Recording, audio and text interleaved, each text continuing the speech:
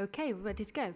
Apologies for delay and getting started, but welcome to the Development Control Committee B for Wednesday, the 21st of July. Leslie, we've started. Okay, ooh, hold on.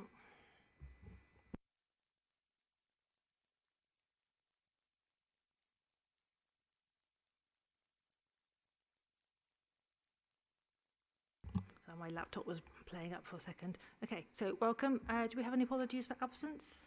Yes, Chair. A number of apologies and substitutions. Councillor Fee Hance is substituting for Tony Dyer, Amira Cole for Zoe Goodman, and Katja Hornchin for Don Alexander. Fabulous, thank you very much. And do we have any declarations of interest?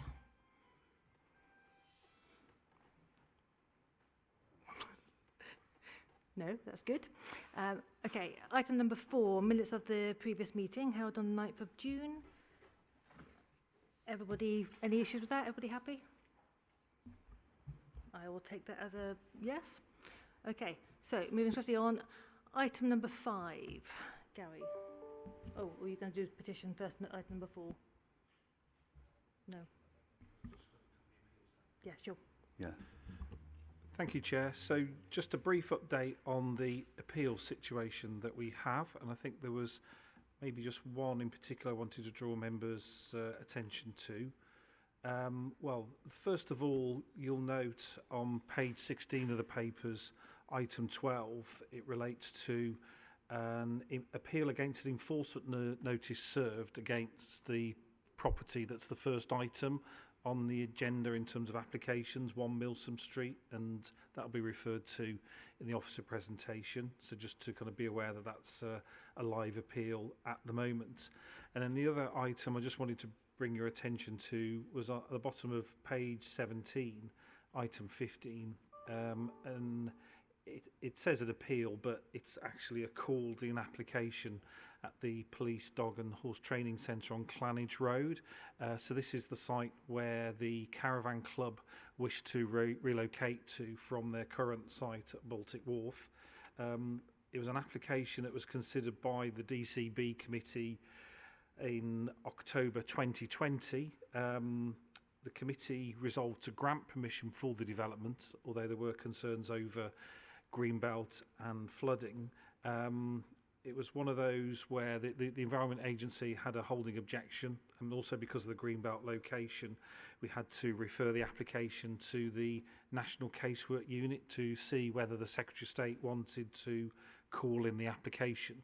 And indeed, the Secretary of State did call in the application to be determined. So what's happened there is that a public inquiry was arranged for a planning inspector to hear evidence from all parties, to then make a recommendation to the Secretary of State, who will then make the decision on the planning application.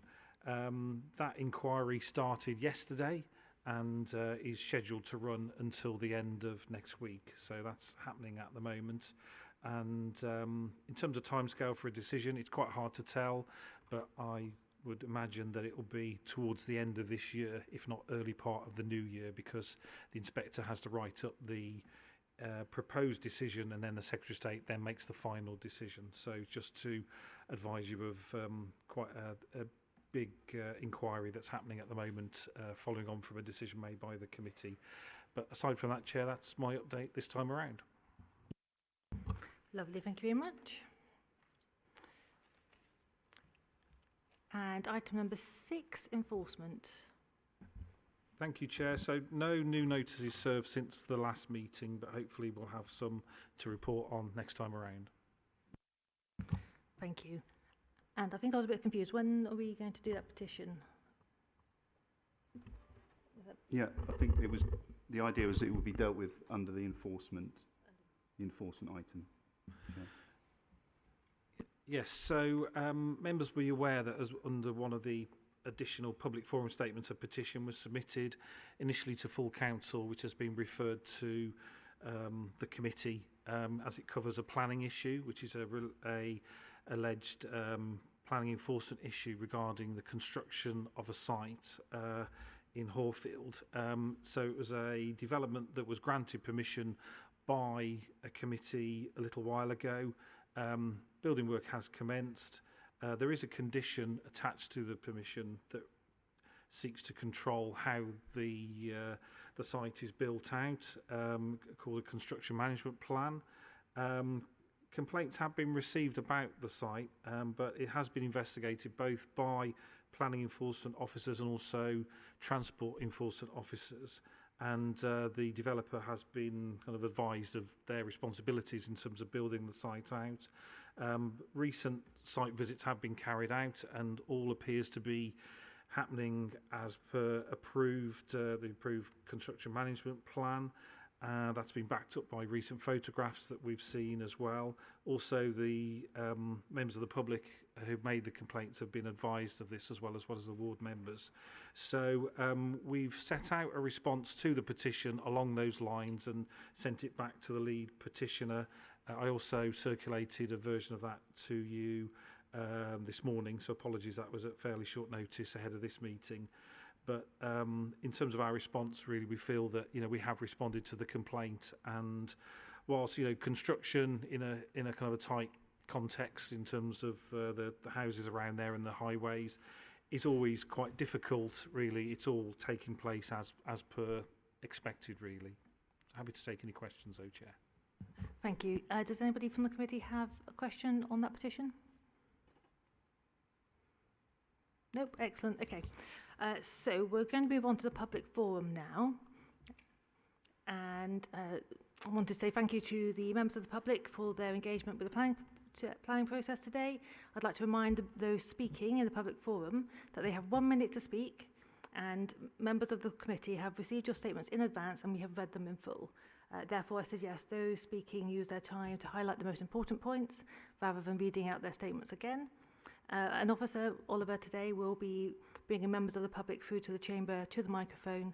You may remove your mask when you get to the microphone in order to speak. If you could refer to myself as chair.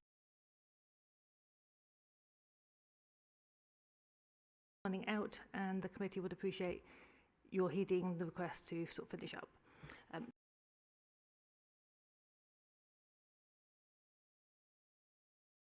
Public that we have read all of the documents in advance of today's committee. So if we can move on to bring the first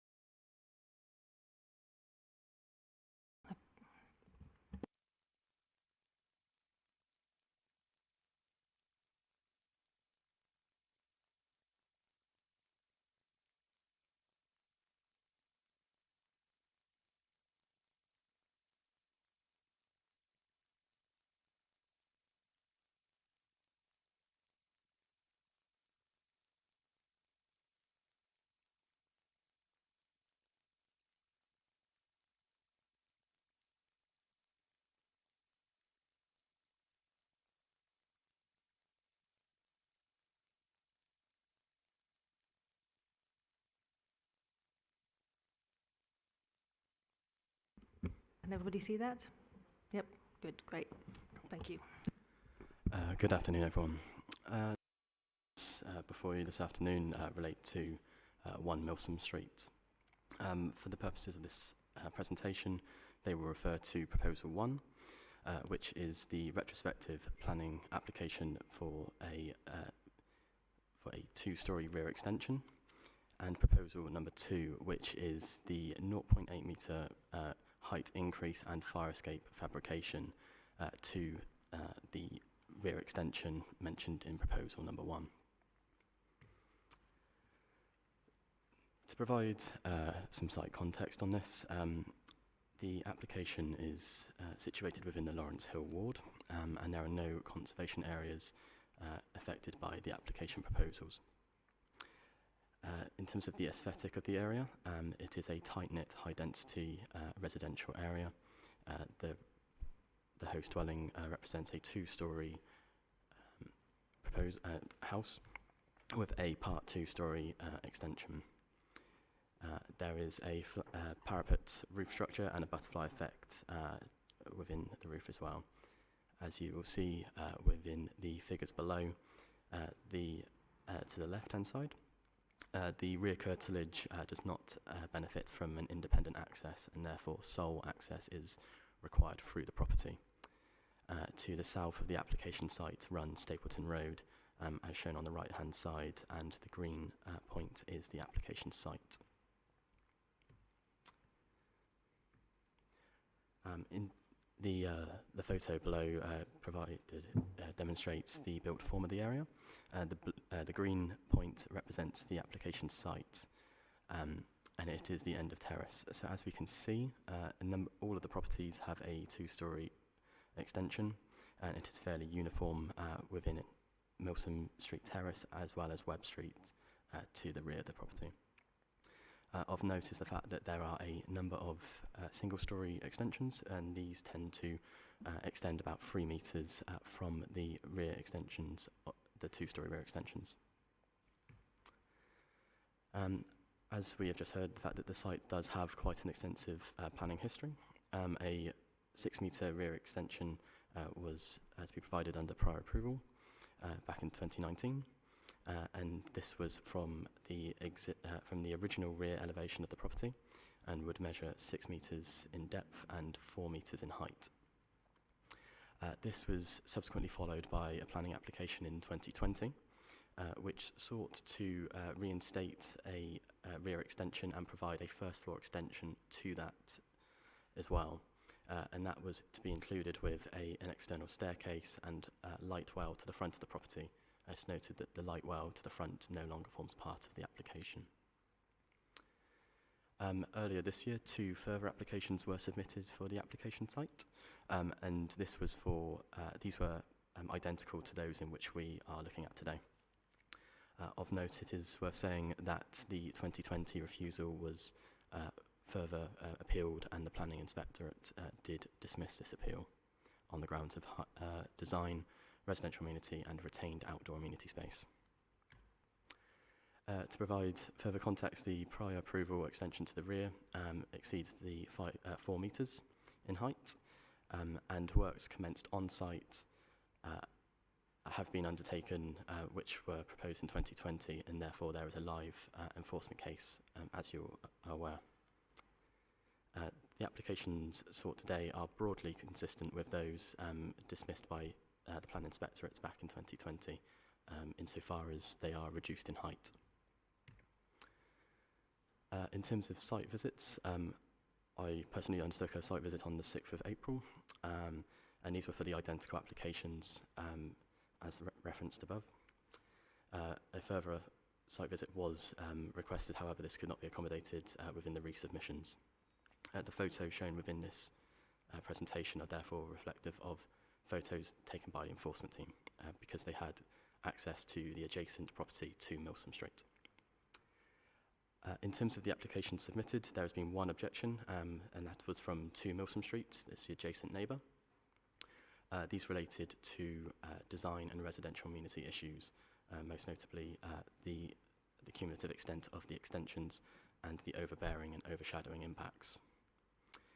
Two councillor referrals have been submitted by Councillor Yassin Mohammed and Councillor Hibat Jama. One was neutral and one was in support of the planning applications as submitted. As referenced earlier, there are two proposals. I will provide context on each. Proposal 1 was for the reinstatement as shown between the two red points on the screen shown. This was for the reinstatement of a rear extension and then also to facilitate the first floor upper element. As such, the depth would be 4.5 metres. The total width from the party wall would be 3 metres and the height would be 5.2 metres to the eaves and 6.5 to the ridge. The proposals, as shown above, demonstrate that there would be a kitchen and bathroom at ground floor level and bathroom and utility storage room also. Proposal 2. This differs slightly from Proposal 1 insofar as there is a fire escape fabrication to the side elevation of the two-storey extension, as well as a 0.8 metre height increase to the rear extension also. This would include two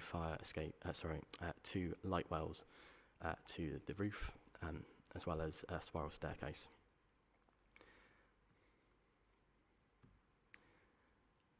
As you can see on the screen, the proposals are broadly similar to proposal number 1 by virtue that they are dependent upon grant of planning permission.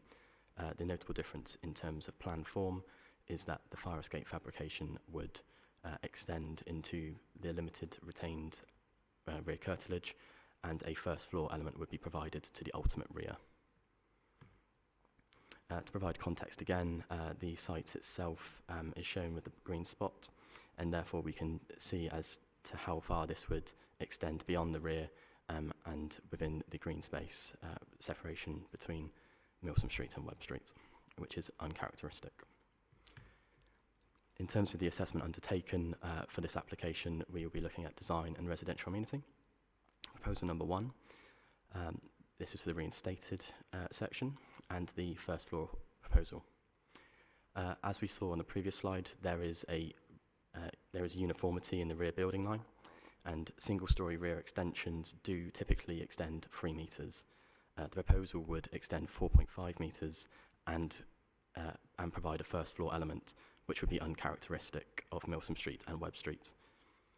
The 4.5 metre projection in combination with the 6 metres to the further rear of that would be of a scale and massing which is visually unsympathetic both to Milsome Street and Webb Street. Due to the cumulative projection from the rear of the property, there would be a limited amount of retained exterior space, and therefore it would undermine future and present occupants.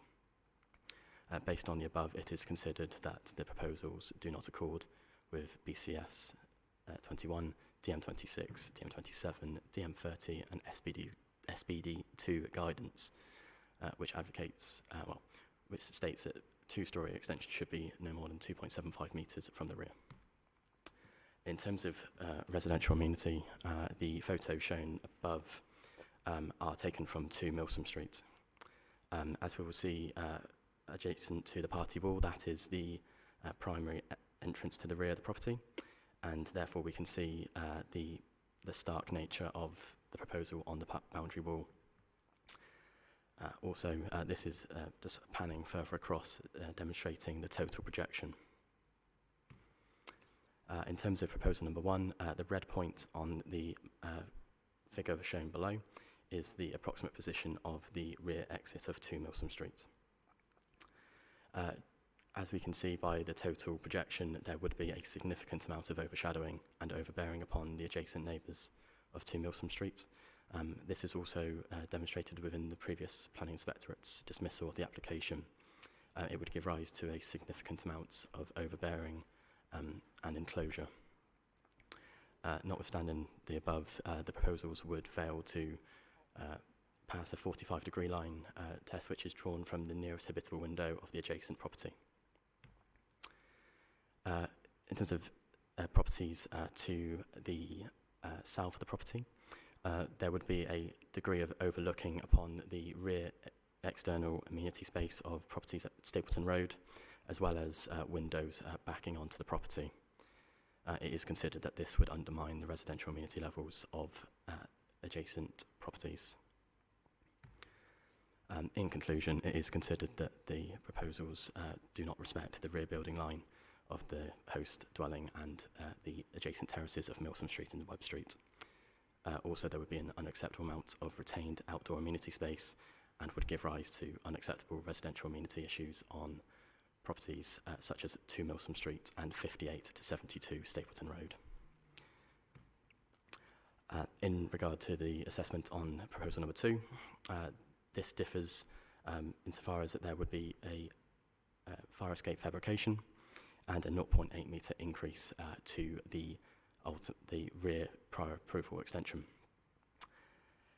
By virtue that we have considered that proposal 1 would be unacceptable, it is therefore logical to assume, it is logical therefore that a further 0.8 metre increase would exacerbate the scale and massing of the proposals and would further fail to accord with BCS 21, DM26, DM27 and DM30. The balcony structure would be incongruous and provide additional clutter. This has been further assessed within the Planning Inspectorate's dismissal within point 23, which notes that that prior examples within the area do not set a precedent for unacceptable harm. Outdoor amenity space would be further encroached by the spiral staircase leading to the first floor levels, and therefore it is considered that the proposals would be unacceptable in terms of design. In terms of residential amenity also, the red point below further demonstrates the location of the rear window. By virtue that proposal 1 would give rise to overshadowing and overbearing impacts, a further 0.8 metre increase to the ultimate rear would further exacerbate these issues. In addition, it would still fail to meet the 45-degree line test as prescribed under SPD 2. The proposal number 2 gives rise to further residential amenity issues upon 58 to 72 Stapleton Road by virtue of the elevated fire escape balcony fabrication. This would give occupants the opportunity to overlook private amenity spaces as well as windows to the rear of Stapleton Road. It is considered that the proposals are within close proximity of those properties and therefore would exacerbate these issues further. In conclusion, it is considered that the proposals under Proposal 2 would exacerbate the design and amenity issues and would also further encroach into outdoor amenity space. With those, having seen the photos and undertaken the site visit, I would therefore recommend refusal on those. As you'll note also, the fact that there has been a slight amendment to the reasons for refusal to shorten these. However, the nature and content of these remain consistent with those initially sent out. And those are provided as unacceptable and sympathetic design and unacceptable residential amenity issues for Proposal 1, and also on unacceptable and unsympathetic design on Proposal 2, as well as residential amenity issues further. That concludes the presentation. If there are any questions, please feel free to ask. Thank you very much. Okay, so moving on to the member questions, can I just remind the committee to use their microphones and switch them on and off again afterwards. Fabian.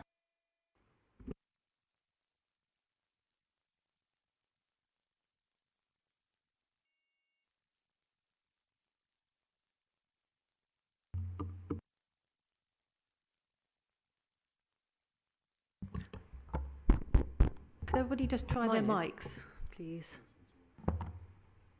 This one.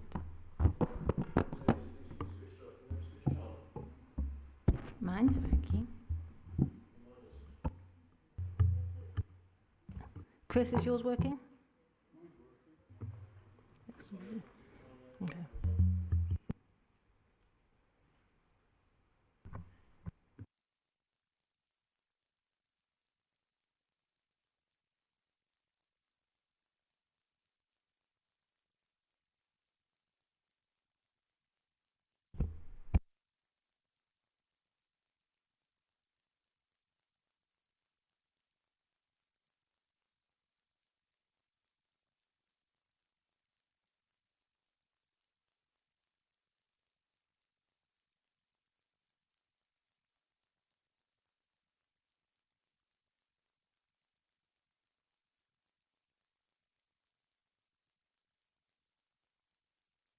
Don't worry, don't rush, it's okay.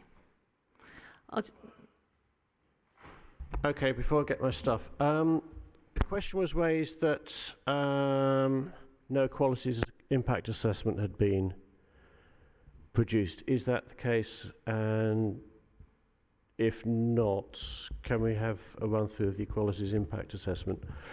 My second question is that given the property backs onto the 3-storey properties in Stapleton Road, what is the impact of those on both number 1 and number 2 Milsom Street? What kind of, because you've seen, you know, how big the extension is against a boundary wall, but if I'm suspecting, given that that bit of Stapleton Road, they're all 3 stories, you'll be able to see the other properties above that. I could do with that information to help me make this decision. Yep, officer. Sure. Yes, in terms of the quality statement, this has not been undertaken. It is worth noting within the previous plan inspectorate's dismissals, the fact that the personal medical circumstances of the applicant has been considered, and I do quote from the plan inspectorate dismissal, "I have no doubt that the proposals will benefit the appellant in respect to providing expanded accommodation, and this does carry some weight. However, the development would be likely to remain after the appellant's personal circumstances have ceased to exist, and this matter does not outweigh the harm that I have identified above." However, in terms of the assessment for myself, this has not been undertaken as part of my recommendation. In regard to your second point about properties at Stapleton Road, they are 3 stories. This proposal would be within 10 metres of the rear elevations of properties on Stapleton Road.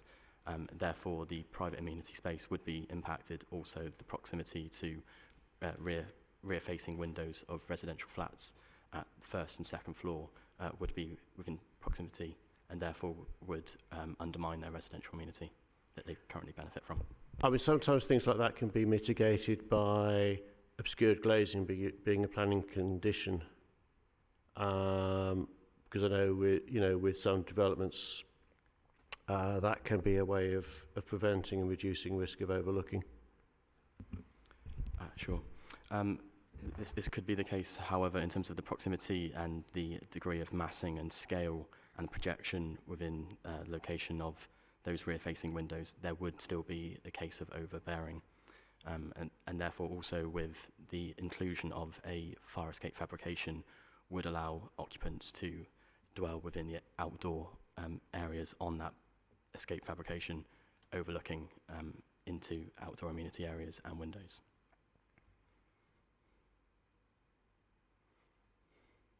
Okay, Fee?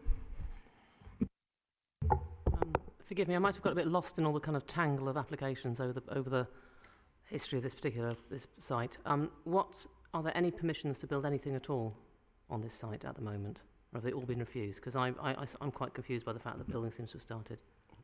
Sorry, I didn't quite catch that. Are there any permissions that exist for any building to take place on this site at all at the moment, or have they all been refused? I lost track. Sorry. Got to be honest there.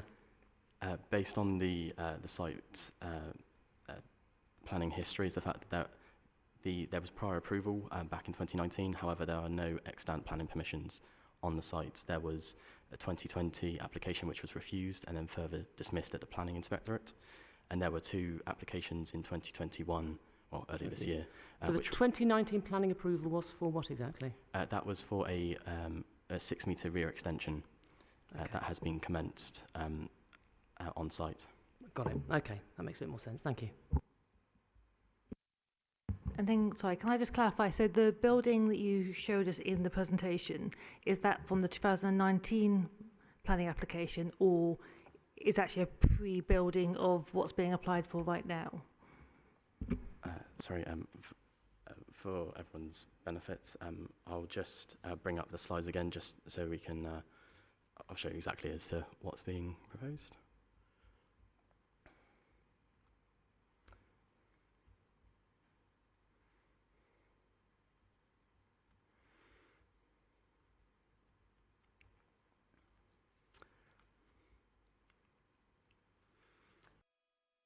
So for everyone's benefit, the element to the ultimate rear of the property, there was prior approval given for this element here, and that was on the proviso that the development would not exceed 6 metres in depth and 4 metres in height.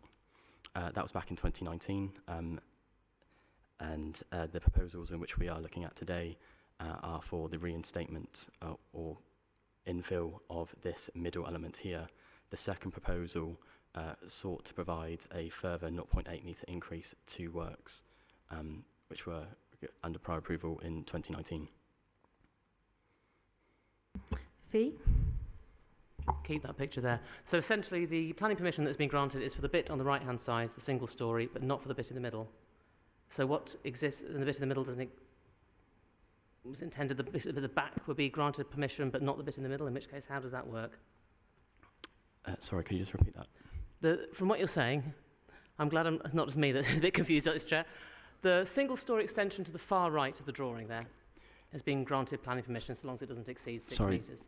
Just to, for the benefit, there is no planning application being granted. It was prior approval. Right, okay, got it. There we are. Prior approval, not planning permission. Sorry, sorry for the confusion on that one.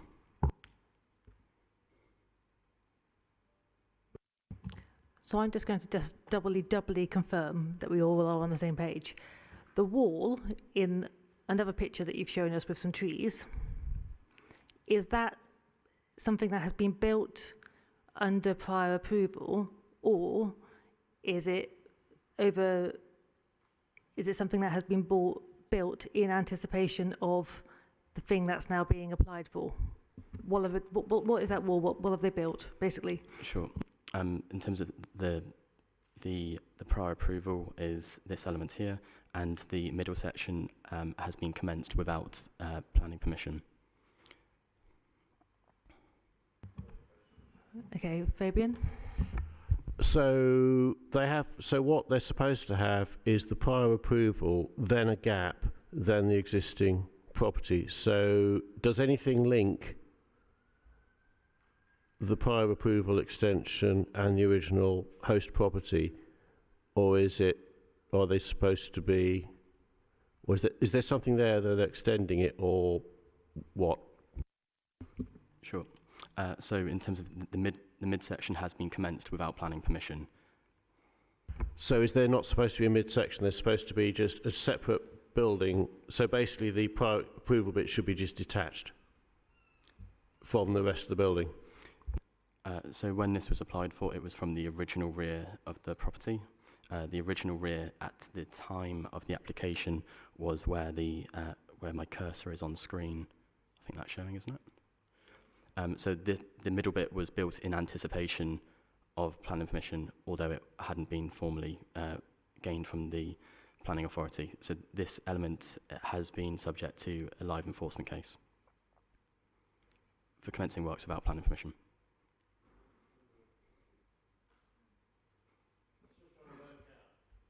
Microphone, please. Yeah, we're still all trying to work out, and I think we all are. So there was an original, so basically what he's saying is there was an original single-storey extension to the rear, and this prior approval bit went onto the back of that. But the bit they're doing without permission is putting a first floor onto the single-storey original rear extension. Yes, that's correct.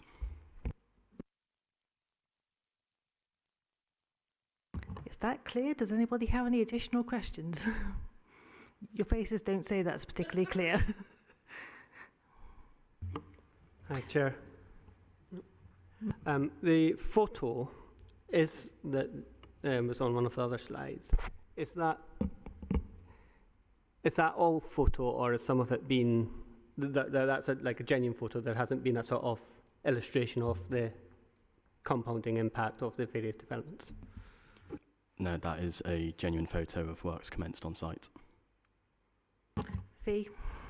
And for the ignorant amongst us, can you just re-clarify what prior approval means as opposed to planning permission? Thank you. Sure. Of course. So prior approval was sought under the Town and Country Planning General Permitted Development Order, and this seeks the planning authority to consult with neighbours abutting the site prior to the works being undertaken, and therefore the works will be considered permitted development should there be no objections to the application. However, they still need to meet the requirements prescribed under the GPDO in terms of the total projection and the height.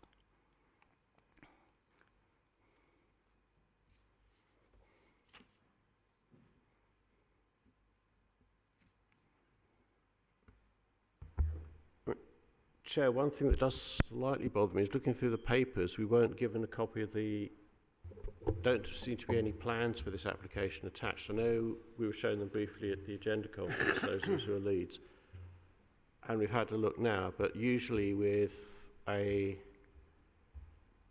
planning paperwork, we've usually got some plans on, attached for us to sort of consider. Yep, so Gary is going to help us with a colleague get some more clarity on enforcement. Yeah, thank you, Chair. Good afternoon, committee. For those of you that don't know me, my name's Nigel Butler. I work in the planning enforcement team, and it was mentioned at the outset that there is a planning enforcement matter relating to this. And so I wanted to just help the presenting officer explain the question to Councillor Hance on what the prior approval is, and also to clarify what the planning enforcement action requires. And to do that, it'd be useful if we could have the elevation photo up. Brilliant. And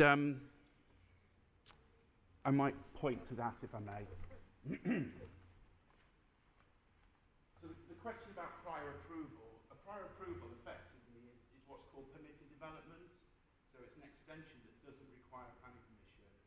Now, a number of years ago, possibly 4 or 5, the government said, okay, you can build longer single-storey rear extensions, but only subject to a prior approval process, which is a light planning application process. So we simply confirm that something can be built as PD.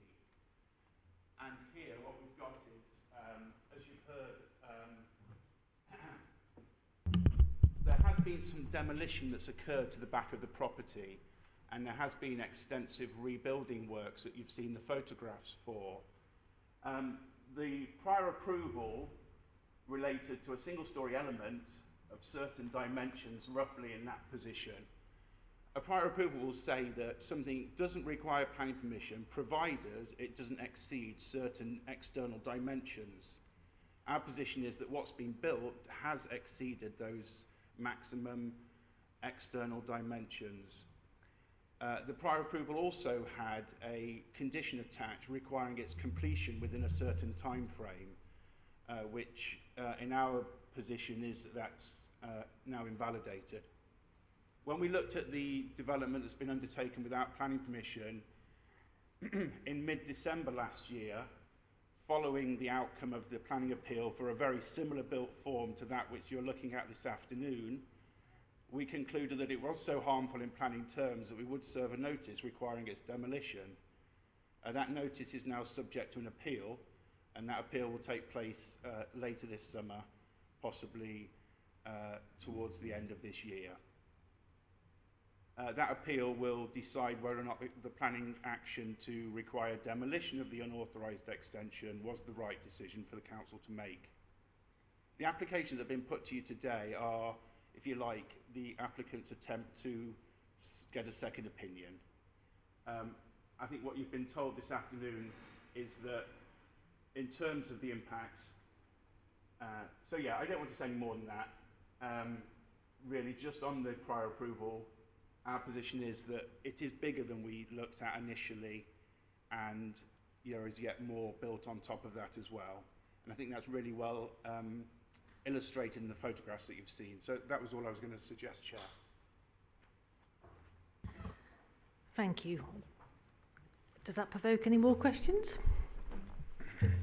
Could we have a look at the plan for proposal 1 in comparison with that?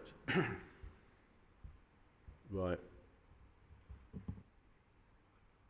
So if proposal 1 happened but proposal 2 didn't, does that still exceed the permitted development? I think what I'd say, Councillor Breckles, is that our contention is that none of the extension to the rear has any form of planning permission, and therefore it's all subject to the planning enforcement notice. That will be heard at the appeal. These proposals, which have been constructed to, and we've correctly assessed that which has been presented to us, or indeed we're asking you to assess that this afternoon. But I think we're looking at, essentially I would say we're looking at both applications are for two-storey rear extensions in its simplest form. That's what you're looking at this afternoon. And of course the recommendation is that they're unacceptable. I'm going to let Andrew speak first and then Fee. So in terms of logistics, if we were to grant approval, what then happens to the ongoing action, enforcement action and appeals? Do they get torpedoed or what?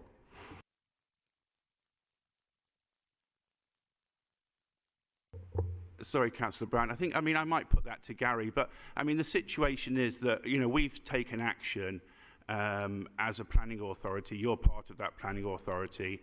A decision made this afternoon on these applications, in my professional opinion, would run contrary to that which we've already set out. Any specifics on it, I would prefer for Gary to answer. But yeah, my opinion is that you've been presented with a report which identifies significant planning harm. It accords with the action previously taken and endorsed by a planning inspector. And so, that seems to be the key context of the decision making for the afternoon. Thank you. Yeah, I can confirm in terms of the logistics. Yeah, if the committee were to grant permission, we would, I think, withdraw from the appeal because, in fact, the appeal might be withdrawn because instead of having as well as having enforcement notice, the applicant would have a planning permission. They'd obviously run counter to each other. So the enforcement notice appeal would go away. But obviously, you've heard at length, and you can read at length the kind of assessment of that development, but in terms of procedure, that's what would happen, yes. Fee? But as what you're saying to us is neither of those proposals conform to the, oh God, what was the phrase? the permitted development, yeah? Got it, she says for the 90th time, I think. Good, clarity is good. Any other questions? No? We all clear? Okay, shall we move to the debate? Who would like to start with an opinion?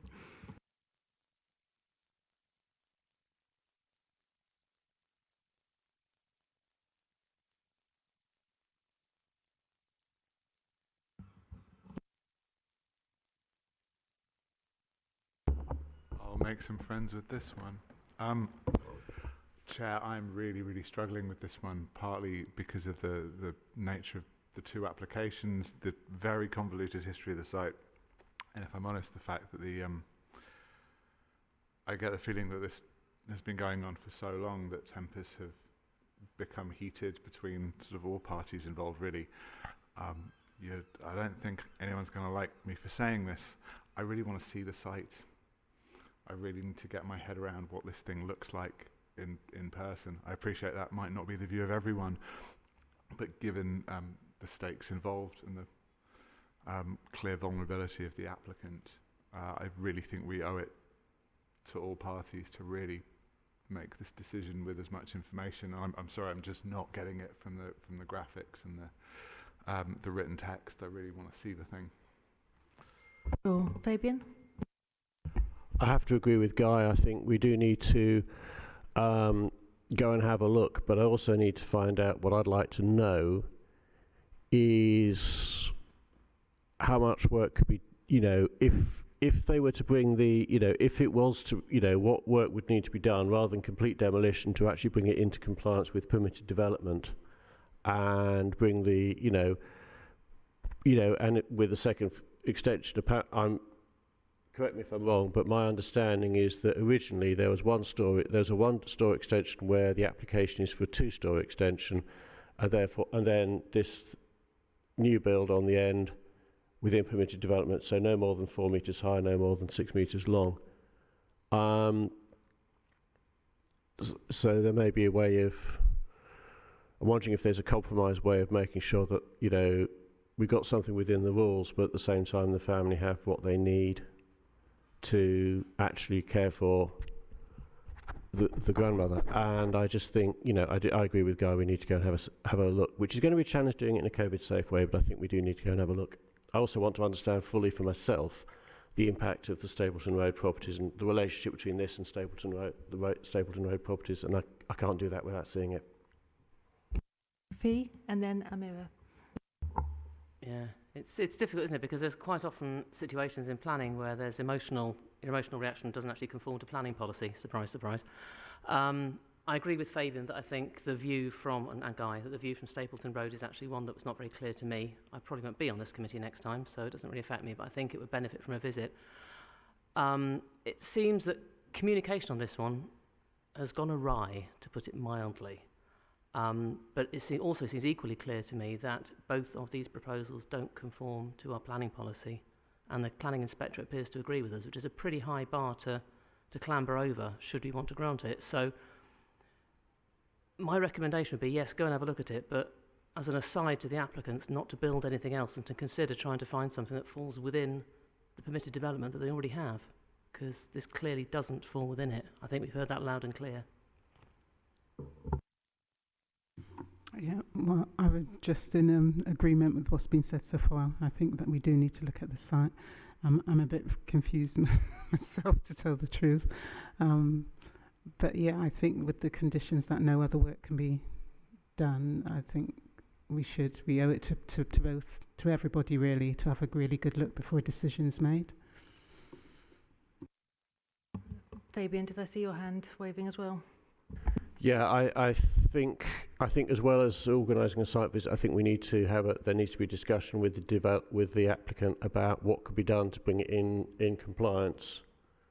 Get the balance right between meeting the needs of, complying with the rules and the planning policies, as Fee's rightly said. If the planning inspector threw this out, but we need to get a balance right. We need to be humane as a council and a planning authority. And so it's a question of how do we get them to have something that complies with permitted development, is acceptable in planning terms, and at the same time meets the needs. So I'd urge for that conversation to happen. And I actually think, given that a lot of properties don't actually have much outdoor space, we may need to take a more relaxed view about how much of the garden is actually, or outdoor yard is actually left. We might need to take a slightly more relaxed approach to that, simply to get the thing within the appropriate heights for permitted development, and maybe that means getting the middle bit back down to the original height that it was in the first place. So hopefully, I know relations are clearly a bit strained between the LPA and the applicant, but we need to try and find some way forward. But yeah, I think I'm going to suggest that we put it to the vote to defer for a site visit and for those conversations to happen about what can be done what can be agreed, what can be put forward that will actually work for everybody. Yep, but before I take your motion, I know Guy wants to say something else as well. I just wanted to check something with Nigel or Gary. I may have misunderstood. I thought, Nigel, you seemed to be saying the opportunity for permitted development has now passed, that right of permitted development no longer exists in this case. Is that right? I think what I said was that specific prior approval, the opportunities to do that are no longer there. However, very much listening to what Councillor Breckles has said, and officers, I can assure you, have tried to come up with what we might call a common sense approach to what is a maximum type build here. And you know, with the greatest respect, it's not for a committee to help an applicant to design something. I would say if you choose to do a site visit, I think that's a position that, you know, is a good thing for you to do, but that the existing appeal on the enforcement notice and a decision yes or no on these two applications is made. And if there's an indication that you would ask officers to reach a compromise position, then we would do so.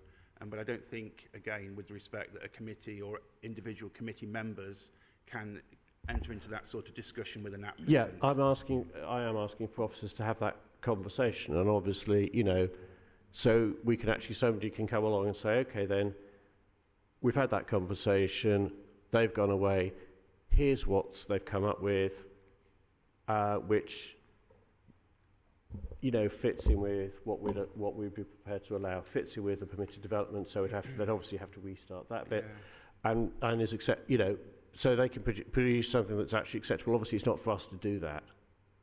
They've got to go away and do that, but we've got to, you know. Yeah, okay. Yeah, I mean, sorry, if I may again, Chair, and apologise if I'm speaking out of turn. In my experience of committee site visits is just to observe and to complete a picture that perhaps they weren't able to complete in this room on an afternoon.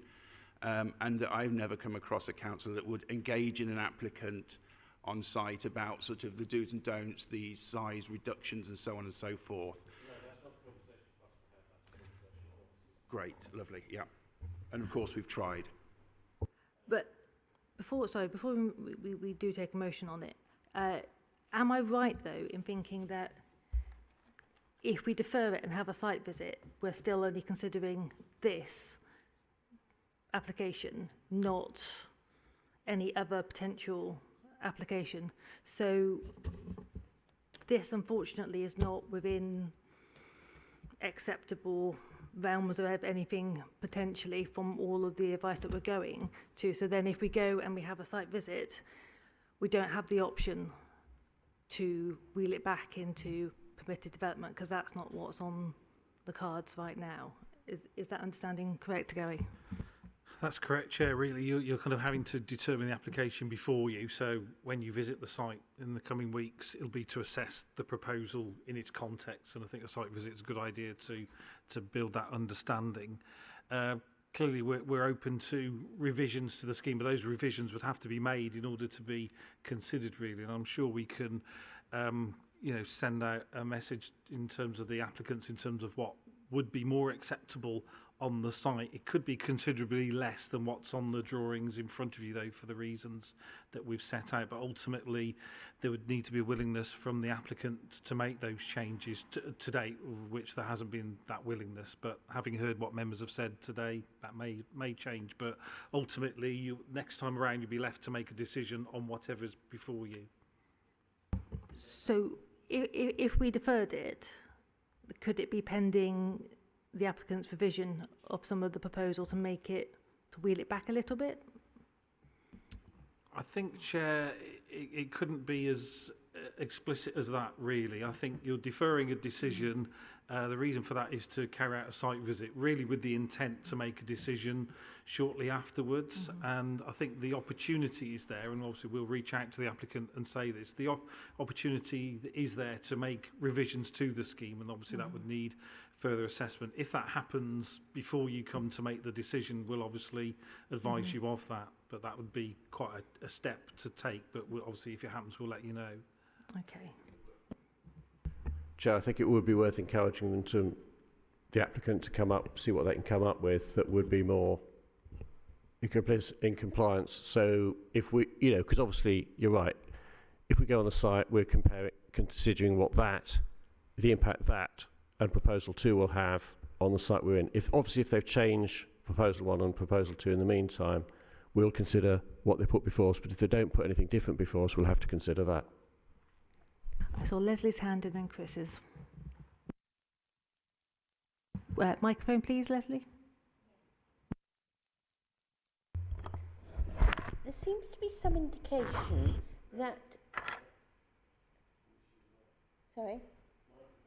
I've got it on. Yeah. Oh, sorry, it's down there. But yes, I've got it on.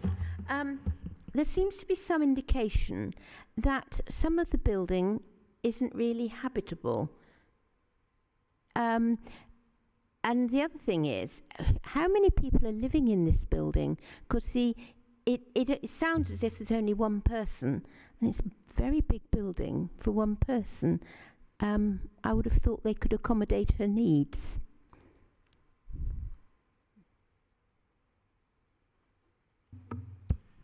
Thank you, Chair.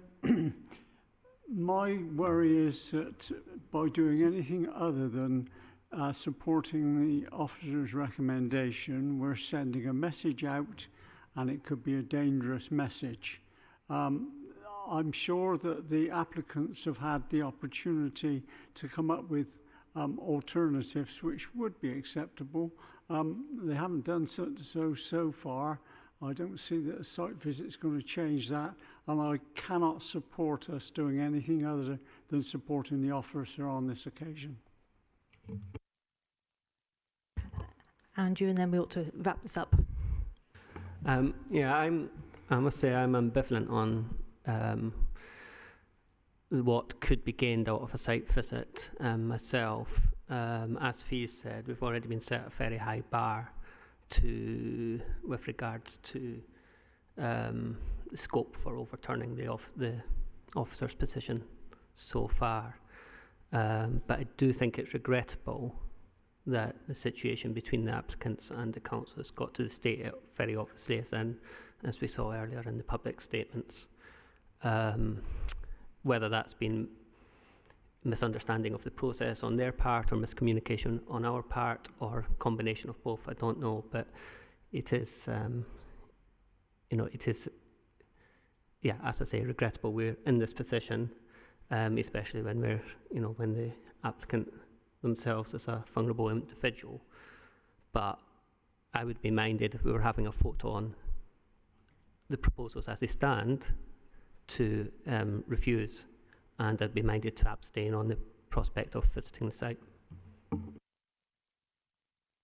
Okay, does anybody want to propose a motion?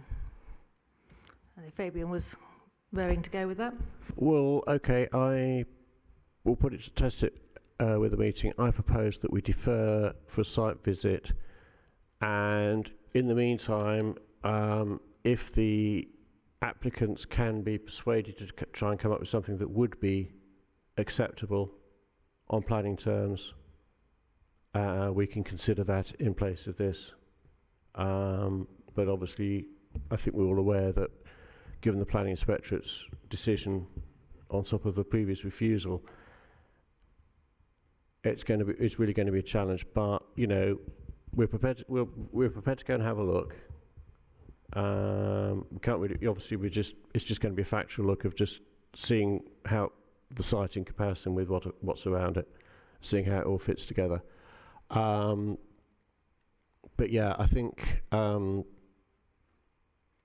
think we probably do need the site visit, and it gives them an opportunity to try and come up with something that's a compromise that we might be able to pass. Do I have a seconder? Guys, seconder. Okay, Jeremy is going to do the roll call. And just to clarify, there's two applications, so this is just in respect to correct you. This is a proposal to defer both. Yes, that's what I was just wanting to clarify. That. Yeah, so it's one vote to defer both. Okay. Have the site visit, and then fine. Give them the window of opportunity to try to come up with something that will work, a compromise option that will work within our planning policy and planning rules. I just wanted to clarify that it's in respect to both applications. It's fine. It's useful, thank you. Yeah. So, Councillor Hornchin. Sorry, could you use your microphone, please? I'm for that, yes. Leslie Alexander.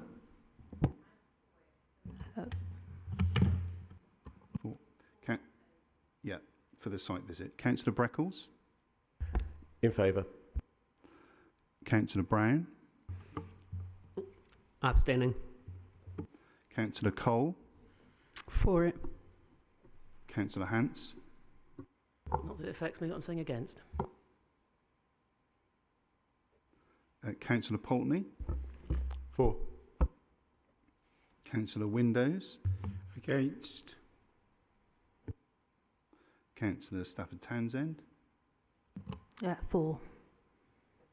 So just to confirm, Chair, that's 6 in favour, 2 against and 1 abstention. So that is carried. Excellent. DCB goes on tour. Okay. And just to help, might be helpful also to clarify, Chairs, was mentioned when there was a site visit agreed for DCA committee, that it's any resolution which asks for a site visit is a formal site visit. So councillors need to attend to be able to subsequently participate in the debate and vote on it in the next meet, whenever it's discussed. Great. Thank you very much. Okay. It's past 3. Is everybody okay to carry on, or do you need to get some water? Because it is quite hot in here before we go on to the second item. Okay. A quick 10-minute comfort break for more water.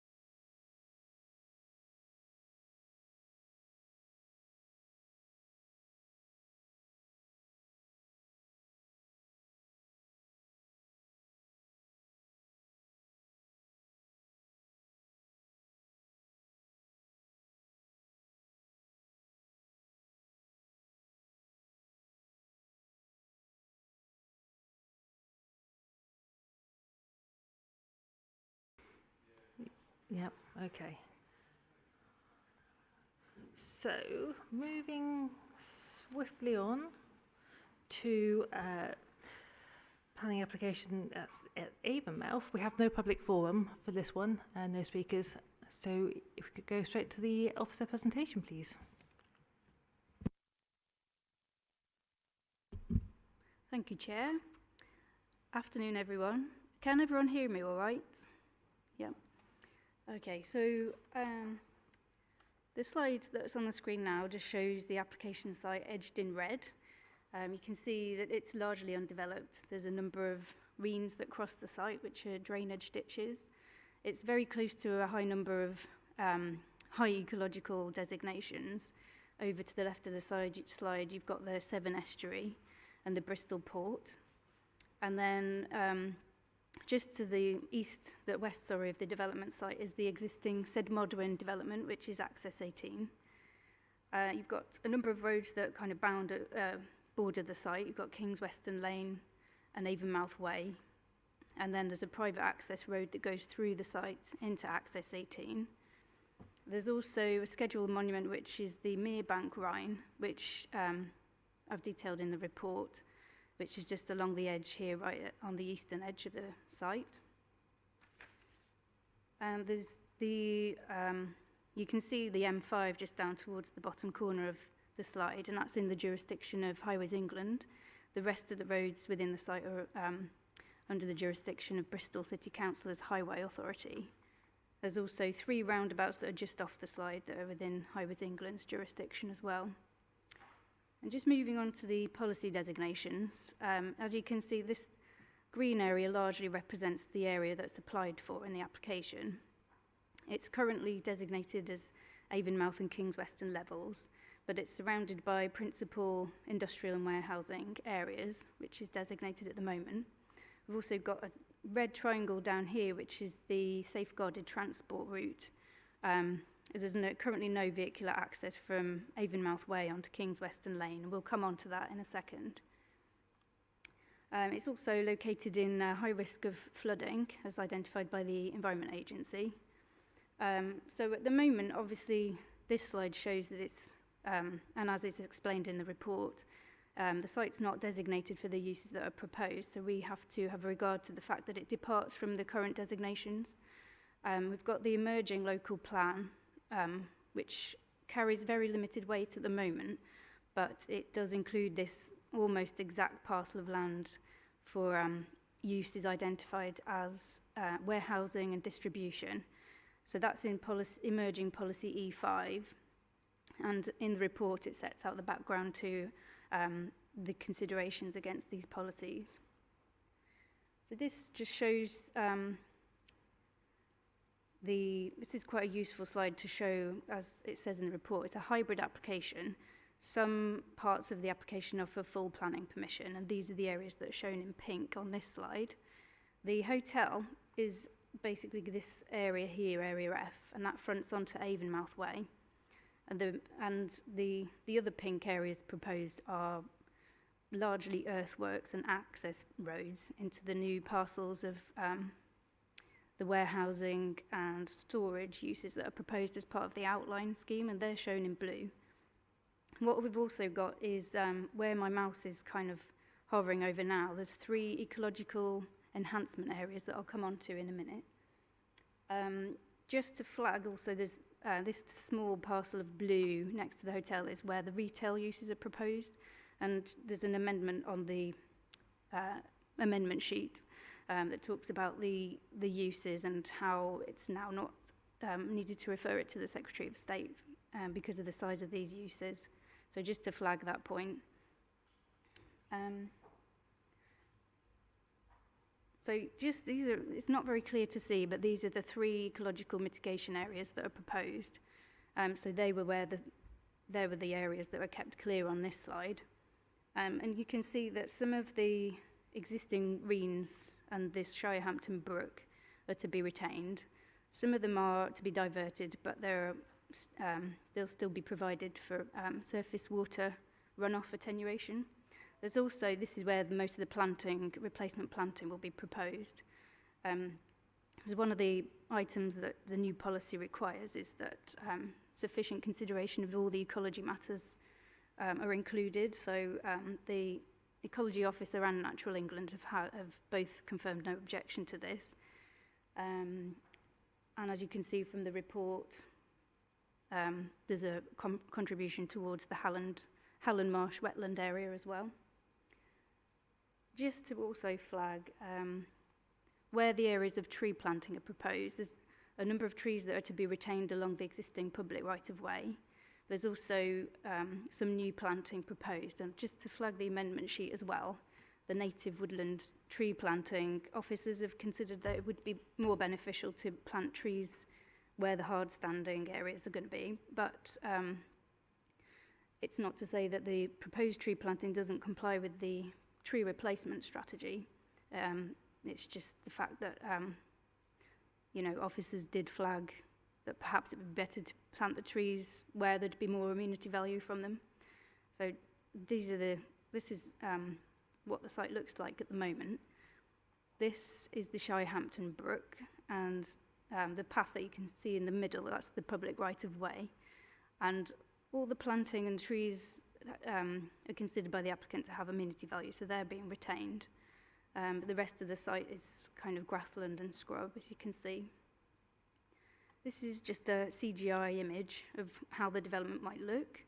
So where my mouse is running along here is everything proposed is just below the mouse. And then you can see the ecological enhancement areas here as well, and the hotel. The area does suffer from quite severe congestion. And officers have been in discussion with the applicant for quite a long time about transport mitigation on the local roads and junctions. This just summarises the proposed mitigation. Full details are on the amendment sheet. But we support the fact that the Avonmouth Way cycle path would be opened up, and the Avonmouth Way bus gate, which would be opened up for public transport. There'd be two pairs of new bus stops located within the site. And there's also a list of financial contributions as well on the amendment sheet to upgrade a number of junctions in the area. And of course, the site would be subject to travel plans at each stage. So officers are supportive of the scheme in terms of transport. This just quickly shows what the hotel would look like. The considerations about town centre use is all detailed in the report. And this just shows where the viewpoint locations have been taken from. As you can see from the report, most of the impact would be seen sort of closer to the site, with sort of more sensitive views towards King's Weston House would be a bit more of a negligible view from there. So these slides are just taken from basically right next to where the development would be. And these two show either end of the public right-of-way that traverses the site. And just to quickly show, this is where the existing public right-of-way goes. As you can see, it would be intercepted by the development. So there's a proposed diversion of that just to go around the new development areas. And that's being dealt with by the legal team. So if I just pass over to Lawrence to do some bit more detailed explanation about the transport impacts.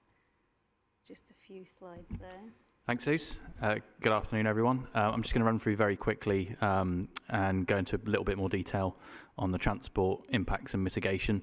So obviously it's a strategic development, so us in transport get quite excited about these sorts of things, but also get quite concerned given the impacts that it could have on local communities. So just looking at the trips generated by the development during the peak hour,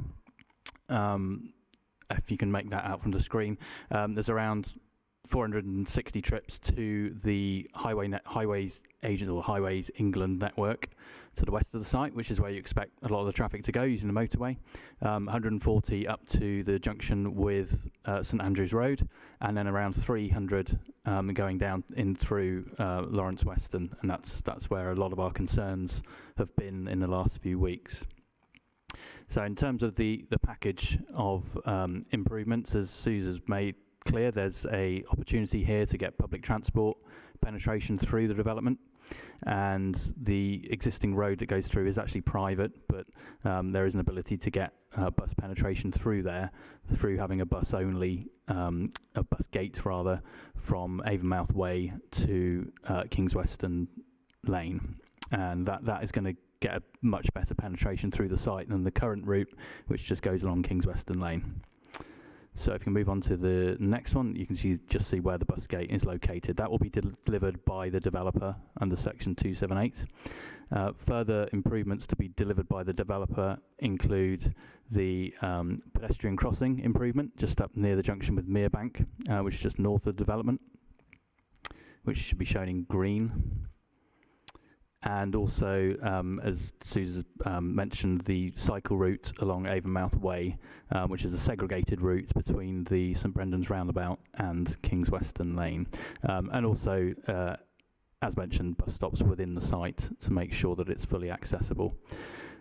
A further contribution, and this financial contribution, is towards improving the signals at St Andrews Road so they operate more efficiently. I won't go into the detail of it, but it will reduce queue lengths or minimise the impact on queue lengths in that area. And more specifically, in terms of Highways England, they've set a condition where there's a threshold of development. Once it's reached, there will be improvements to the St Andrews Road Crowley Way junction. This is the roundabout furthest to the west. Those will be pedestrian upgrades to the crossings, lane improvements on Crowley Way itself to address impacts at the St Brendan's Way roundabout, and a new set of signals and controller spec at the St Brendan's Way roundabout itself. So, conscious I've talked very much about what's going on to the west of the site. As I've said, there's still 300 trips or so to be thought about down to the south east and through Lawrence Weston. And it does concern us because we have two sites of accident concentration, namely the Longcross roundabout and the junction of Westbury Lane and Kings Weston Lane, which is down at the bottom of the screen there. So just going through that, the Longcross roundabout, obviously there's a local community there, residential development mainly, school children, etc. Peak hours, we were concerned about that. There is the Henacre housing development putting in some improvements onto this roundabout in the next year or so. But at the same time, we've got this junction where, I don't know if people are familiar with it, but where Kings Weston Lane meets Kings Weston Road, it's on a slope. There's all sorts of issues with congestion, clutch control, and that's also quite a high-speed road you're exiting onto there. And the modelling has showed increased queuing from the development.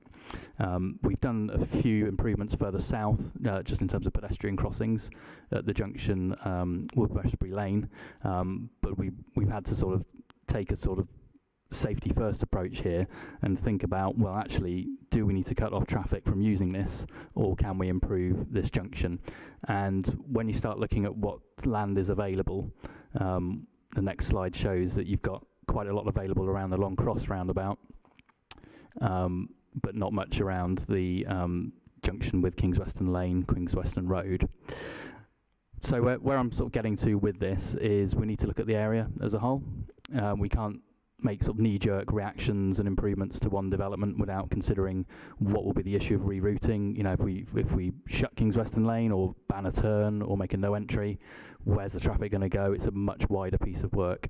So what we've agreed with the applicant is a financial contribution through Section 106 to devise a number of options, to consult with the local community, and towards the implementation of mitigation, because we are very concerned about the impact on that side of the development. So to summarise, the mitigation package, public transport penetration through the site, crossing improvements at Kings Weston Lane, Avonmouth Way, as we said about the cycle route, all of those to be delivered by the developer under a Section 278 agreement. Section 106 contribution towards the signals at St Andrews Road, and also a £150,000 contribution to look at the area around Longcross, Kings Weston Lane, and to investigate potential remedies to that. But this is the sort of thing that takes a lot longer than the few months or so you get to address a planning application. So we think we need a longer look rather than to impose something now. So that's, that was just the bits I wanted to say today. Thank you. Thank you very much. Any questions?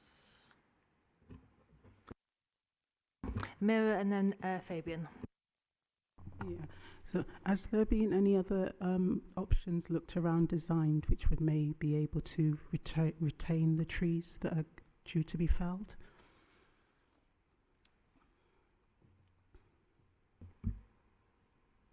Was that just... Sorry, I didn't quite hear it that clearly. Was it... sorry. Is there Did you not anything- hear me? I think I heard it was that...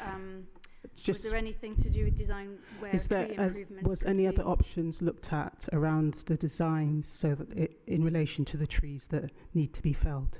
Right, yeah, thank you. We did explore that with the applicant actually during the course of the assessment. Where they've proposed to take trees out, it's also an issue about flood risk as well. So we asked them whether it's possible to retain some of the trees along Avonmouth Way in front of where the hotel would be.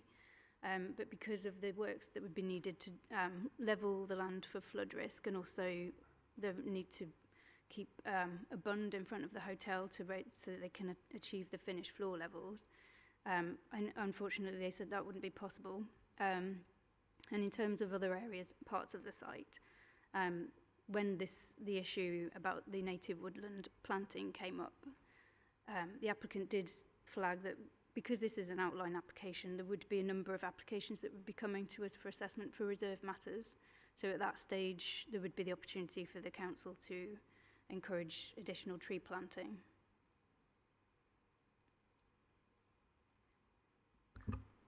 Fabian? Thank you, Chair. This is an area of high flood risk. If it's built on and flood defences put in to protect that site, where will the flood waters go? Because one of the big problems we've had over the years with the flooding that we've seen across the country is that floodplains and areas like that have been built on, which means there is less space for floodwaters to go, just as weather gets more extreme and the amount of floodwater needing somewhere to go increases. So, yeah, that is one of the tests that we've got to apply for the MPPF as part of the exceptions test. So the development has to be demonstrated as being safe for its lifetime, and it also has to be demonstrated that it wouldn't increase flood risk elsewhere. So I don't know technically where the water would go, but the Environment Agency are happy with that element of the exceptions test and that it's been passed. So the flood risk at the site is from tidal flooding. So that has a 5-day period of notification. So that's all part of the evacuation plan. But in terms of where the flood waters would recede to, I'm not sure on that one. But as I say, we've got no objections from the Environment Agency, and they've confirmed that they're happy that the exceptions test has been passed. So both parts of the exceptions tests, one being that it wouldn't increase flood risk elsewhere. Although I note on page 52, it says that the flood risk manager has commented that the flood risk assessment lacks insufficient detail. Would that, presumably the detail being where the water is going to go, be one of those details that is lacking? I think that comment was raised by the council's flood risk team, the lead local flood authority, and that was in respect of an initial objection from the Environment Agency, which did talk about the way that the development had been assessed. So the hotel on site is one of the uses that's more vulnerable, and the initial flood risk assessment only assessed less vulnerable developments, which is the other sort of industrial uses. So the applicant did update the FRA during the course of the application, and part of the flood management officer's objection was the fact that because they'd classified it differently, the evacuation plan for the hotel didn't apply because it was not acknowledged in the report to be a more vulnerable use, if that makes sense. So when they revised the flood risk assessment and the evacuation plan, they did assess it as being a more vulnerable use. And at that stage, the Environment Agency removed their objection. And the evacuation plan at the moment, we are still negotiating on that. There's some finer details to kind of finalised, but we, as you can see from the amendment sheet, we're seeking delegated authority to carry on working with the applicant on the conditions.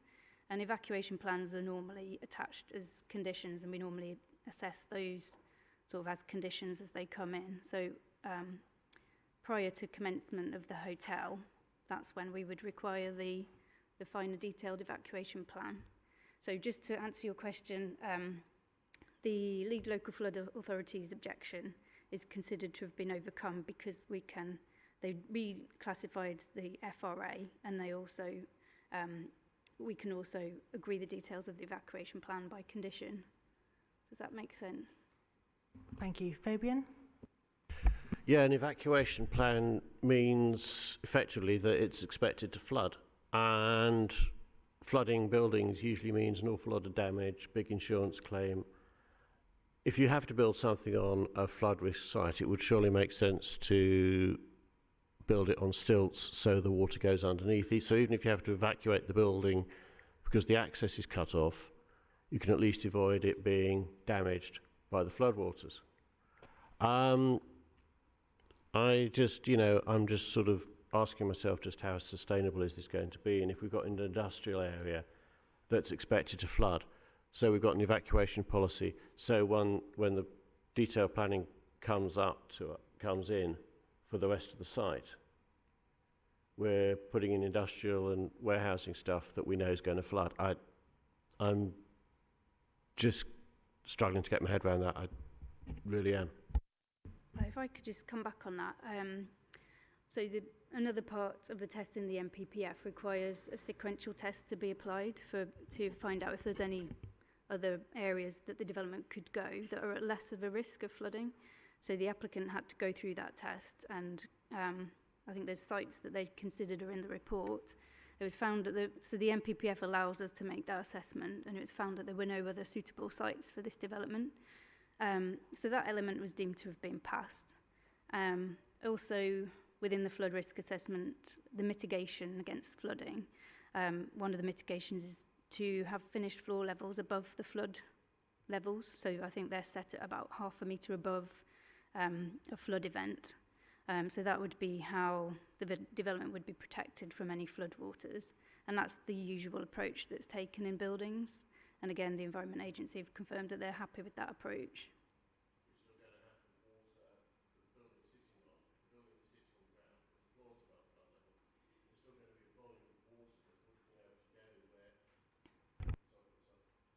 So, but even so, there's still going to be a volume of water displaced because there's a building occupying a plot of land where floodwater used to go, which is obviously then in turn going to push the flood levels up a bit because the same volume of water's got less space to go to. Surely it would make sense to sort of have some kind of flood place for the water to go and then put the buildings on top of that. Gary would like to answer, I think. Yes, Chair, if I could just help with this one, because obviously what the report sets out, and Susanna's explains how this particular application has been assessed in terms of flooding issues, and the Environment Agency have signed it off, which is no mean feat given other sites we're looking at the moment. But I'd also draw your attention to halfway down page 66, which makes reference to the ASEA Flood Defence and Ecology Mitigation Scheme, so Avonmouth and Sevenside Flood Mitigation Scheme, which is a development that's been approved by committee. Revisions to that have been also approved, and sort of it's scheduled for commencement very shortly. Now, the report makes it clear that this scheme is not dependent upon that, and so we stand by the assessment even if that scheme wasn't happening. But it's pretty clear that that will happen, and I think that should provide more reassurance for members that in the background there's also quite a huge strategic flood defence scheme.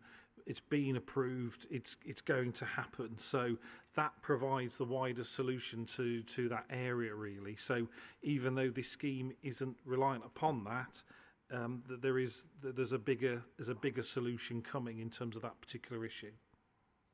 So if you'll allow me, Chair, so will that reduce or remove the flood risk on this site when that happens?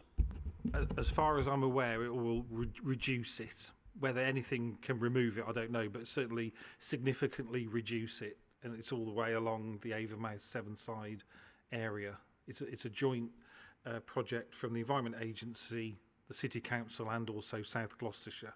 And it's there to enable more land, to address existing issues, but also purposefully to allow more land to come forward for development without flooding. Guy? Thanks, Chair. I'm trying to get my head around something here.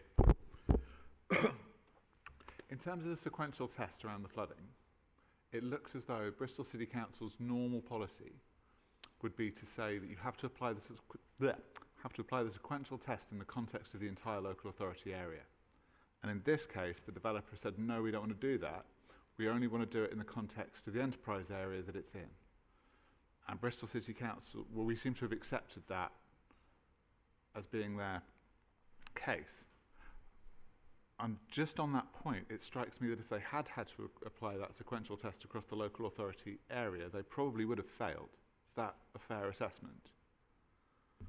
I think, I think it's in the report is our stance on whether that was an acceptable approach.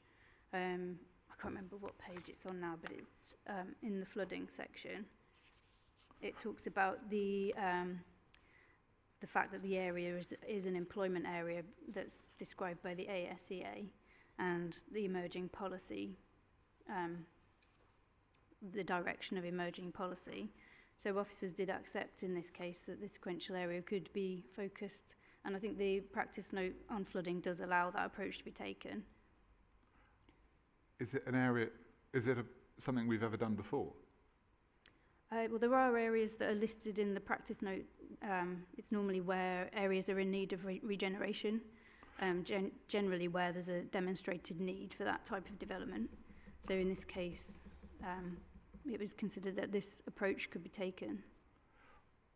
That's where it brings me to, apologies, Chair, it's my final thing on this. Brings me to DM18, which says that the Avonmouth and King's Weston Levels area will remain primarily undeveloped. So it strikes me that we've got two simultaneous directions on the same parcel of land, one that says it should remain undeveloped and one that says it should be developed. Is that a fair characterisation? Well, that's the policy issue that's kind of before us. So, yes, it's not designated currently. It's designated as, well, it's not designated for the development that's being proposed. It's designated as the Avonmouth and King's Weston Levels, but it's in the land use section of the report about the fact that emerging policy direction will be to designate that land for warehousing and distribution uses. So that's the balance that's being made. That's what's before us, really, is to consider. But the report recommends that the recommendation is that this policy issue is justified in this case. Can I have one more, Chair? Just in that context, then, is there a danger that we'd be setting, maybe not a precedent, maybe not that strongly, but certainly an expectation amongst developers in the future that where sequential tests like this have to be met, that the council would be more prepared to restrict that test to an enterprise area rather than the previous policy of looking at the whole local authority area? Well, I think it needs to be taken in consideration with all the other issues, really. It's on a case-by-case basis. I don't know if Gary would add to anything. Yes, thank you. Yeah, so I can confirm that this approach to accepting a more limited scope for applying the sequential test, it was something that first came about a few years ago, particularly with city centre sites, and so the practice note was developed in line with the Environment Agency, so it's an agreed way forward. So this is certainly not the first time that we've taken this approach, so it's consistent with previous decisions.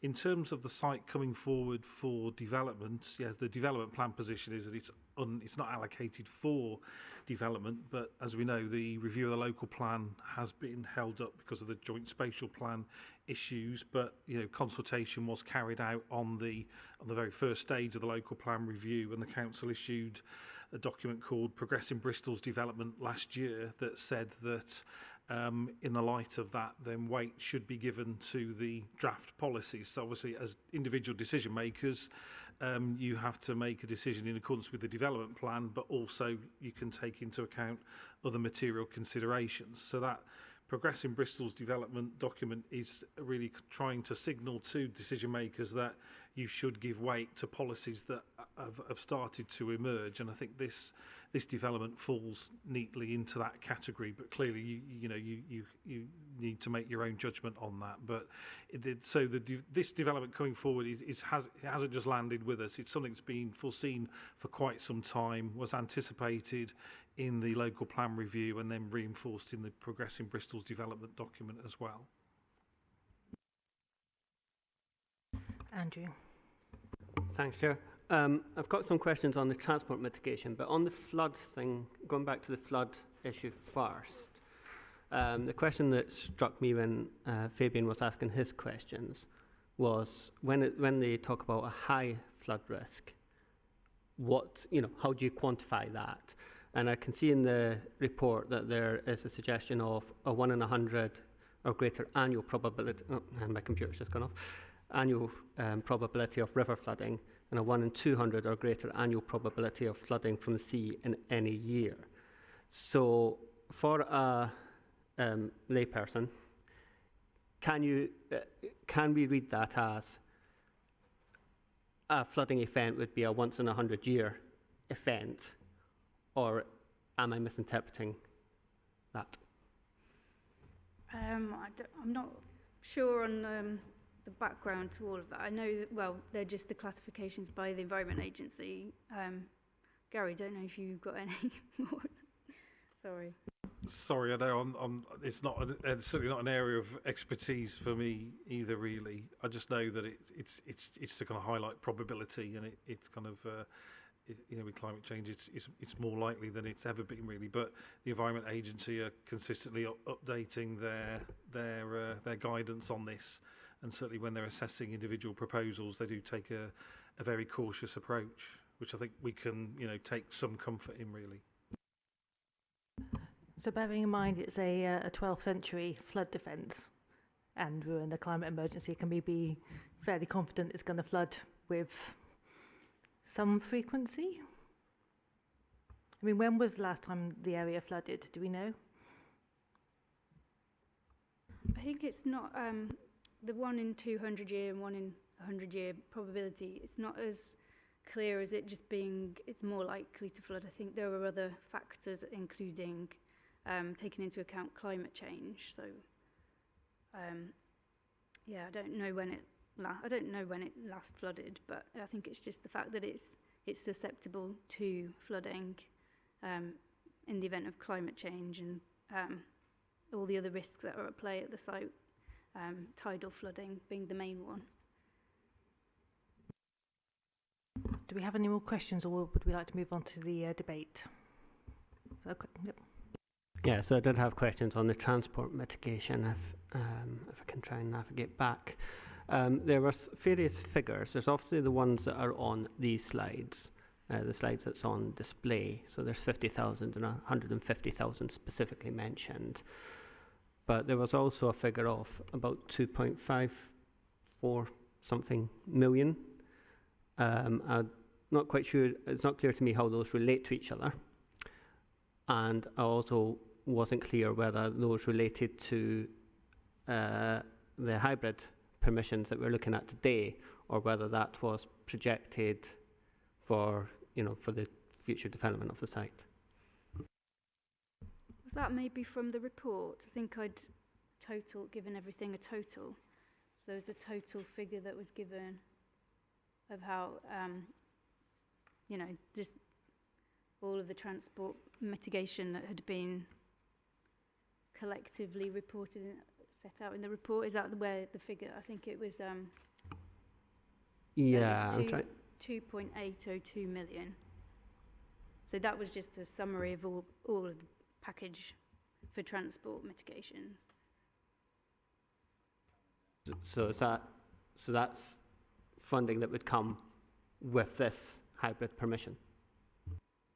Yeah, Lawrence would be better placed to answer this, I think. Yeah, I think what that might refer to is the developer's expenditure on the schemes which are titled Section 278 works. So those are the bits that are near the site. So the cycle route, the crossing, and what was the other one? The bus. Yeah, the bus gate access to Kings Western Lane.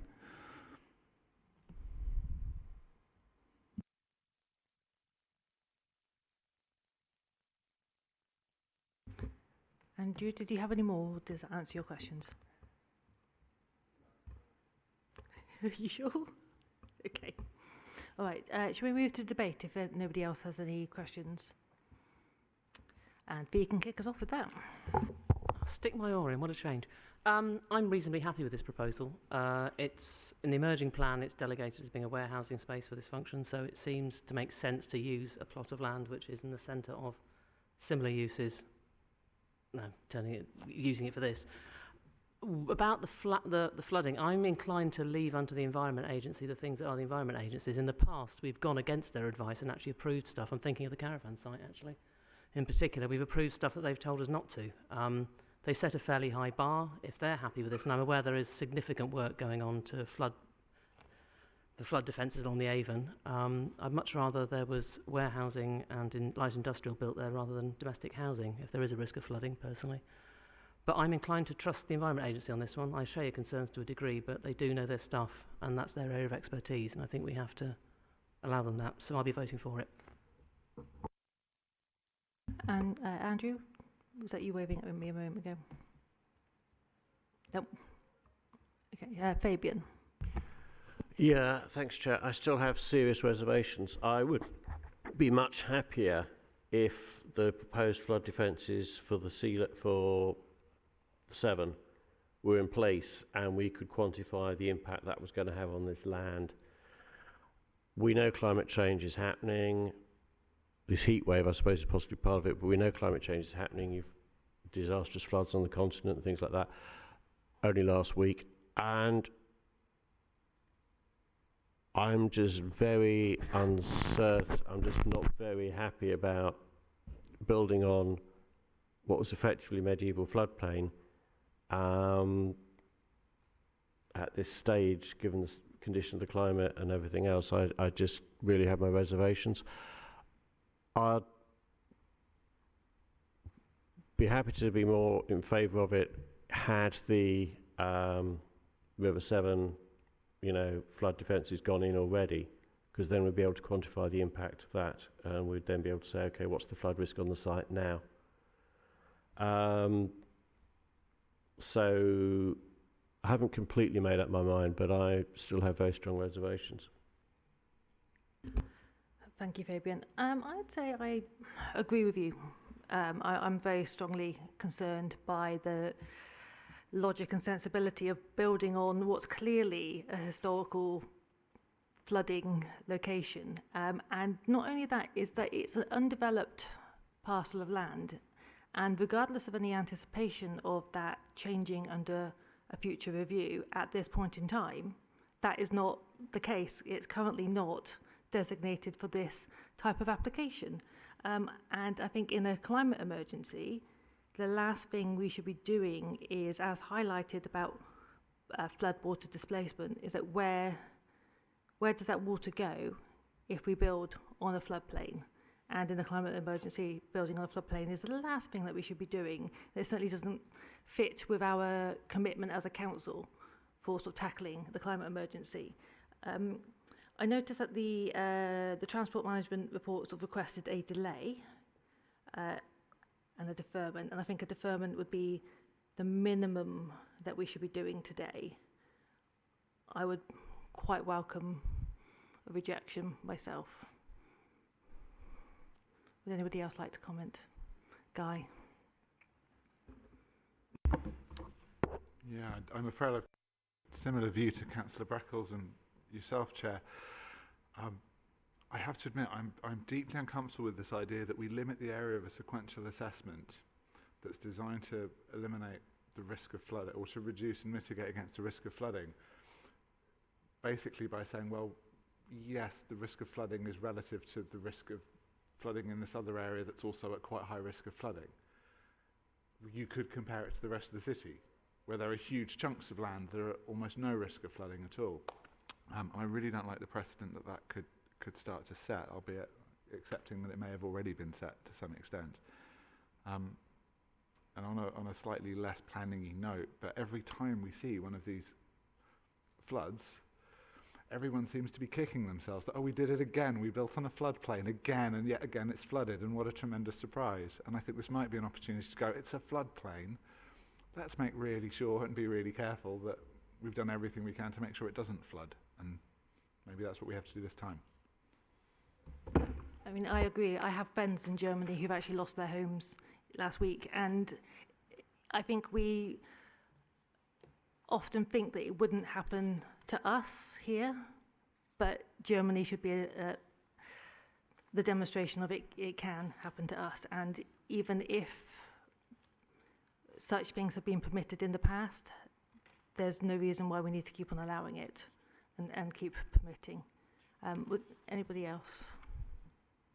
Or would anybody like to give me a motion?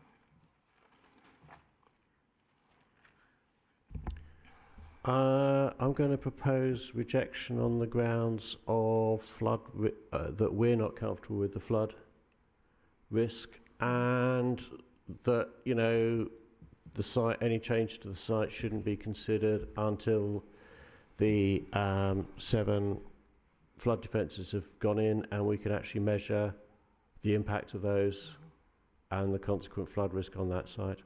I just think building on floodplains now is just, I just can't go along with it. Before I ask for a seconder for that, Gary would like to say something. Yes, Chair, sorry to intervene. Just in terms of the committee's decision-making process, what would normally happen is that someone would either move the officer recommendation or see whether someone will move the officer recommendation, take a vote on that. Then obviously, if that fell, then if members had concerns about the proposal, and we've heard a lot about concerns, what would normally happen is that deferral would be moved so that officers could bring an update report that could include potential reasons for refusals based upon the concerns that members have raised. So just setting out that procedural point, Chair. Thank you. But we are within our rights to just vote to refuse it there as well, aren't we? That's true, Chair, but that process was there for a particular reason in terms of trying to ensure that if there was a refusal, that it was on robust grounds. Okay. Thank you. Okay, so in that case, I will move a motion. I believe it's recommended to approve. So if I move a motion to... I just want to...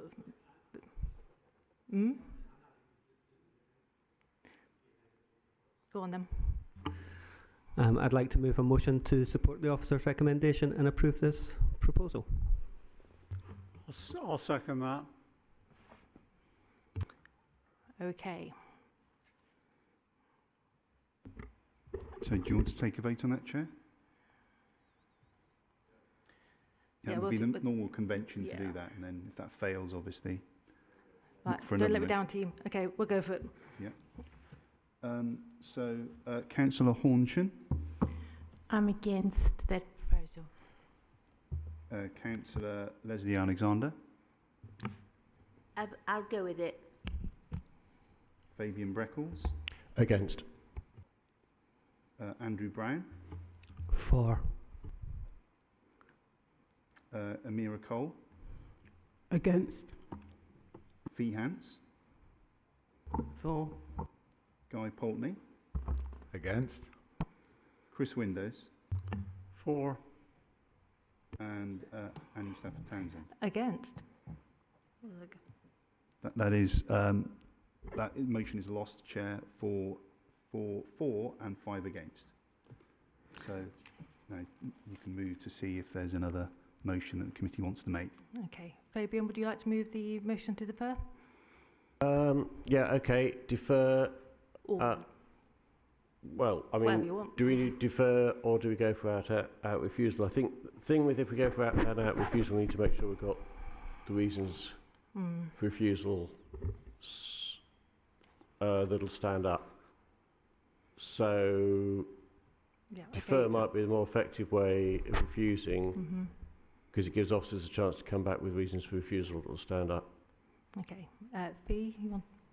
Let's ask Gary to clarify the process here, because my understanding was that we don't refuse anymore, we defer, and it comes back to us with the officer's reasons for refusal. So it's defer or bust, isn't it? Yeah. But we do have the right to out and out refuse, but we need to be very clear in ourselves. It is do a we? convention. All right, okay, It's so convention, is it? it is a convention Very rather than a strong standing convention, order. just checking. But it has been pretty much largely adhered to, I think, over the last few years with the agreement of, collectively of DC committees and through the spokespersons as well. It's an agreement that's been collectively made. So. Okay. Should we go for deferment then? And what do we think? Guy? I'd be happy to propose that we defer. There are a number of notes. I'm sure the officers may wish to draw our attention to others, but the ones I'm particularly concerned about are the nature of that sequential test and how that works.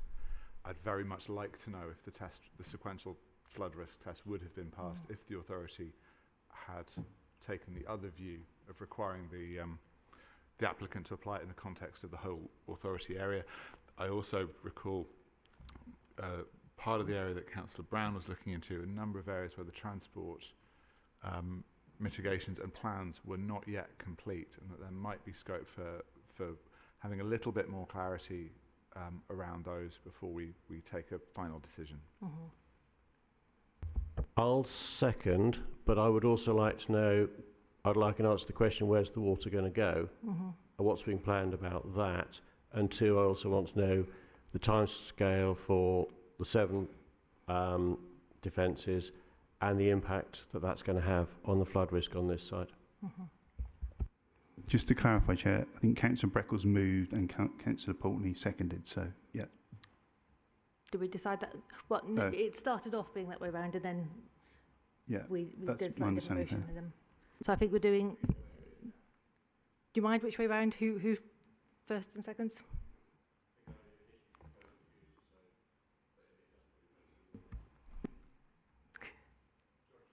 Job share proposing. Okay. Is everybody clear on what we're voting on? Jeremy, can you do a roll call? Yeah. So, Councillor Hornshan. I go for the amendment to defer. Councillor Leslie Alexander. Against. Fabian Breckles. It's Councillor Breckles. For the defer. Andrew Brown. For. Amira Cole. To defer. That's in favour, yeah. Fee Hance. I'll sit on the fence and abstain. Sorry, could you repeat?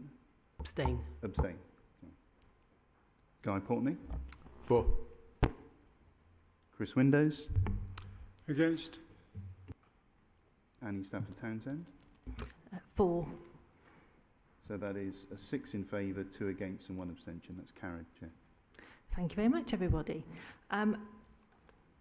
Moving on to the third item, which luckily isn't the third item because it's very hot. Gary would like to fill us in on the situation. Yes, thank you, Chair. And just to briefly explain, apologies, this item was taken off the agenda at fairly short notice, but with the agreement of the Chair, Vice Chair and the other party leads. This is the proposals at the Windmill Public House. You'll have noted from the papers that there was already a legal challenge against the previous committee's decision to grant permission. We were intending to bring it back today for your reconsideration. We did receive legal representation from the objectors very late on the Friday, so that meant that we were spending Monday taking our own further internal legal advice on that representation. And we took the view there that whilst we didn't necessarily agree with the points that had been made by the objectors' lawyers, it was safer all round if we were to follow their requests and withdraw the item from the agenda, but also to do two main things. One, to formally request that the applicant makes their financial viability information explicitly public. I mean, it has already been shared with the objectors, but it's not there on our planning website for everyone to look at the moment. So that's one thing that we have requested, and hopefully the applicants will agree to.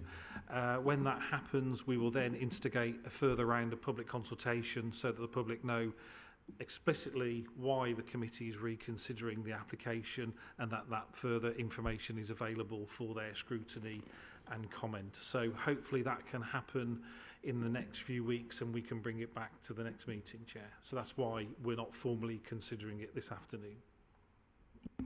Great, thank you very much. And that brings us to a close. Thank you very much for your attendance on this very warm, stuffy, sticky day. Thank you. Thank you, Chair.